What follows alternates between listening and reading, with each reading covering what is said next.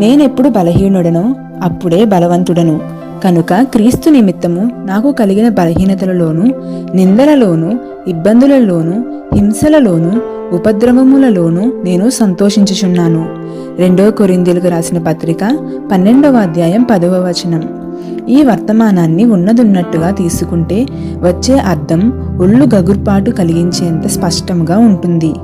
దీని వెనక ఉన్న భావనా శక్తి ఓ పట్టాన గ్రహింపులోకి రాదు. దీని అర్థం ఏమిటంటే, నాకు బలం లేని సమయంలో నన్నెవరన్నా చీటికి మాటికి కించపరుస్తూ ఉంటే, బాధిస్తూ ఉంటే, మూలమూలకి తరిమి కొడుతూ ఉంటే నాకు సంతోషం. ఎందుకంటే ఇవన్నీ క్రీస్తు కోసం నేను అనుభవించేటప్పుడు నేను అగ్గి పిడుగుని. దేవుడు మన పక్షాన ఉంటే మరే కొదువు లేదన్న సంతృప్తిలో ఉన్న రహస్యం ఇదే. మనమున్న పరిస్థితులతో మనకిక పని లేదు.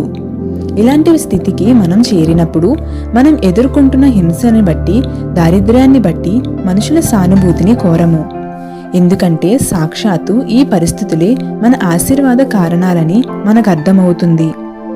ఈ పరిస్థితుల్లో మనం దేవుని వైపుకు తిరిగి ఇవి మనకి సంభవించినాయి గనుక ఆయన మనకి ప్రతిగా చెయ్యవలసిన దానిని పొందే హక్కు కోసం ఎదురుచూస్తాం. స్కాట్లాండ్ దేశంలో ఈ మధ్య తనువు చాలించిన ప్రఖ్యాత అంధ సువార్తకుడు జార్జ్ మాథిసన్ ఓసారి ఇలా అన్నాడు: ప్రభు, నాలో నువ్వు ఉంచిన ముళ్ళు విషయం నీకెన్నడూ కృతజ్ఞత నర్పించలేదు. నాకిచ్చిన గులాబీల కోసం చాలాసార్లు నిన్ను స్తుతించాను, కానీ ముళ్ళు కోసం ఒక్కసారి కూడా స్తుతించలేదు.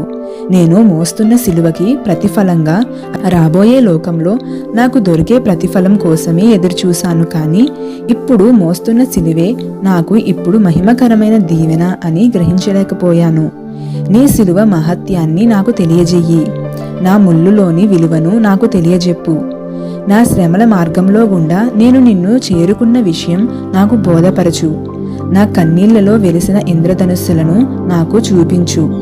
ముళ్ళ కంచెల చిటారు కొమ్మల్లో చుక్క తలుక్కుమన్నది. చూసే కన్ను నీకుంటే కనిపిస్తానన్నది.